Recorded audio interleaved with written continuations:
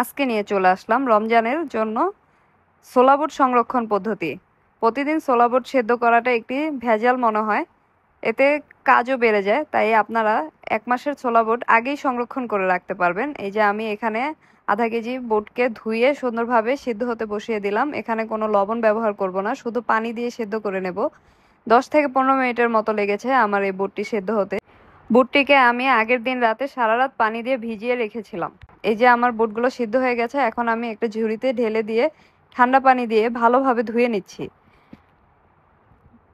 ধুয়ে এখন এগুলোকে আমি ভাগ করে আমাদের যতটুকু প্রয়োজন পলি ব্যাগে প্রতিদিনের জন্য একদিন করে রেখে দিচ্ছি। দেখতেই পাচ্ছেন আমার আম্মু পলিথিনের মধ্যে ভরে রাখলো। এগুলো আমরা বক্সেও রাখতে পারবো চাইলে, কিন্তু আমরা বক্সে রাখছি না। বক্সে রাখলে ফ্রিজে জায়গা বেশি লাগে। তো এভাবেই সংরক্ষণ করে আপনারাও চাইলে 30 দিনের কাজ একদিনে করে নিতে পারবেন। একদিনেই আপনারা সিদ্ধ করে 30টা প্যাকেট করে ফ্রিজে রেখে দেবেন।